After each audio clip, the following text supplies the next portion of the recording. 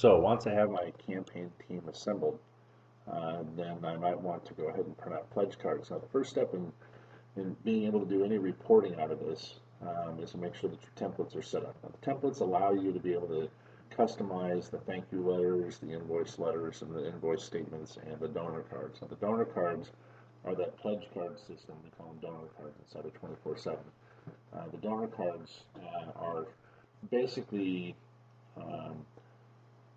they have all of the history for that donor so that you can see that and all of their contact information. That way, when a campaigner sits down with a donor, they can update the information, hand that back to the admin, and then the admin can go ahead and update the information themselves.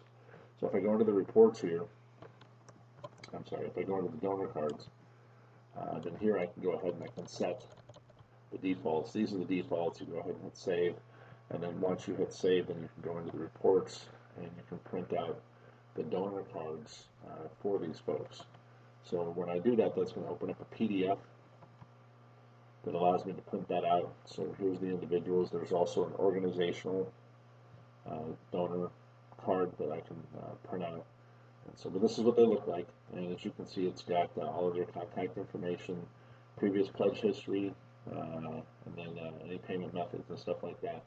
And it also gives the team captain and also the campaigner, and it sorts by those things, so it makes it very easy. So if you have a lot of teams and a lot of campaigners, basically you can just go and it's already pre-collated for you so that you can just hand those out as needed. So very simple and also very effective.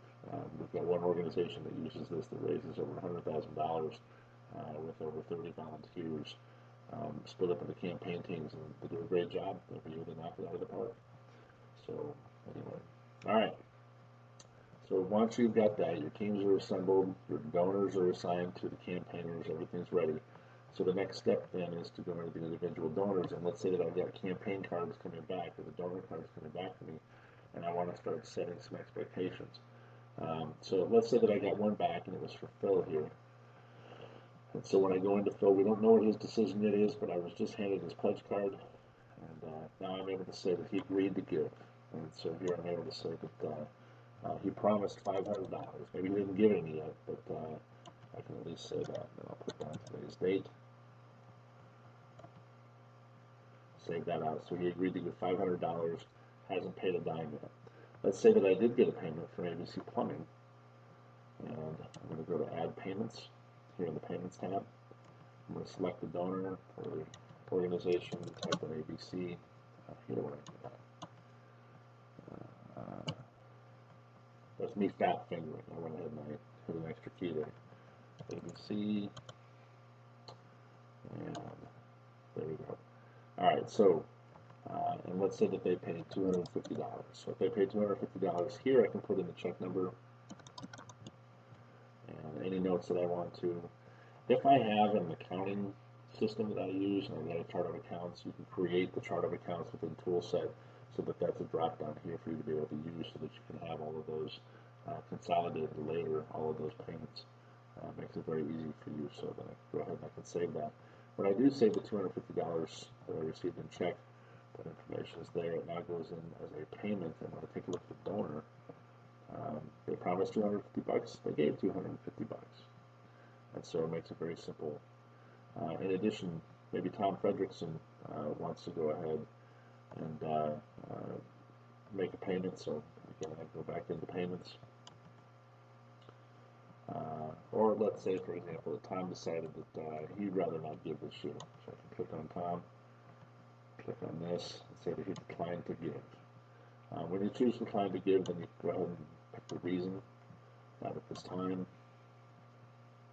And so then you can see that there. So this way you can see all of the donors, what they promised, what they paid, what it is that they've chosen to do, whether they've been contacted yet, and so on. Now, here, for the $500, I'm going to go into Phil, go to the payments thing, because he wants to set up, he wants to pay $100 today, and he wants to be invoiced for the other $400 on a monthly basis. So when I do that, I go into Add Payments, and I'm going to go ahead and select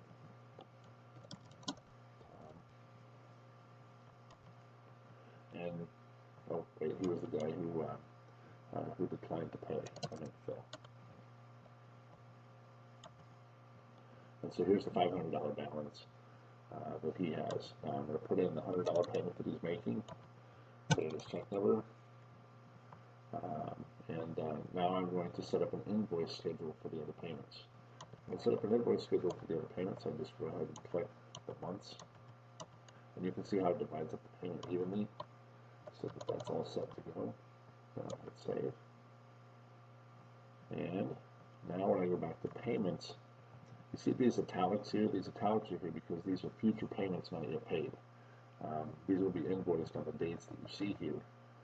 So on 11/1, when I'm ready to go print out the invoices, I can go to the view reports, and I can click on print invoice letters, and it'll go ahead and pull those up, and I'm going to box those for printing. Same thing with thank you letters of anybody who's made payments. So here I've got all of those in there. I can do that. Now let's say that he went, and next week he gives us a check for $200. And, oh, I need to pick him from the list.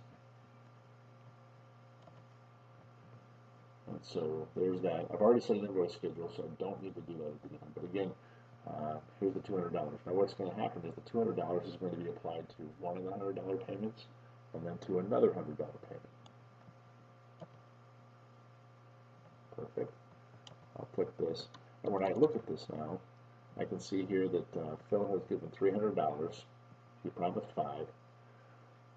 He has given $100, $100, and $100, and so those three payments are all put together, and then he's got these two left over. So basically, it will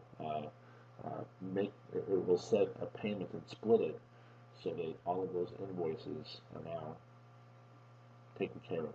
And if it's a partial payment, it'll go ahead and apply that and then take care of it for you.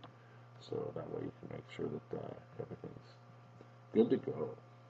All right. Now, the next thing is, let's say that I've got somebody who wants to text their pledge. Now, I mentioned before that we set this up so that the text pledges that go into this portal will go to this campaign. So when I click on donors here, I don't see George Binburn. Now, George Binburn is who's set up to my phone. So if I go into my phone and I want to pledge $300, I can text my pledge and have that go into the website. And it's going to be applied to this campaign. And you'll see George Binburn's name here show up in a second. And I'm going to hit refresh, and there's George. And he's currently unassigned a campaigner. So I can click on George and I can sign up with Chad Stamper.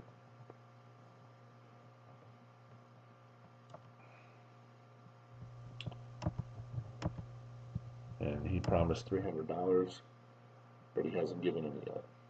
So in this way, text pledges, those happen because people can text a number to the website. And once they do that, it'll be received as a pledge because it's a number and then it's applied. If it finds their phone number in the database, it'll automatically assign them to it so that I can see that person's given money. Now there's other things you can do. You can go ahead and email all the donors. You can text message all the donors for the event campaign. Very easy to do. And it's also possible for you to be able to have payments go out for each campaigner and for the whole campaign themselves. So for example, if I were to select this and go down to my little thermometer widget,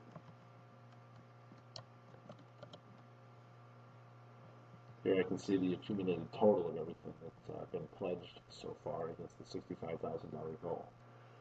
If I wanted to, I could go ahead and enter a donation amount as somebody on the outside, somebody in the public, and I can go ahead and put that in there and do that. Campaigners have pages that they have with this and their personal goals up there on the top as well, and they can personalize these pages. I'll discuss that in a different video, and also how that can be applied if they've got a merchant account through authorize.net, how that can be applied and automatically credited to them as a credit card payment. So they can take the link that I just put into the website here. They can take the link, put that on Twitter, put that on Facebook, have people go directly to their campaign page, put in the amount, pay by credit card, and automatically be assigned In addition, there's also the ability to email out invoices and have them pay by credit card once they receive those invoices. So all very slick, but I'll do that in a different video.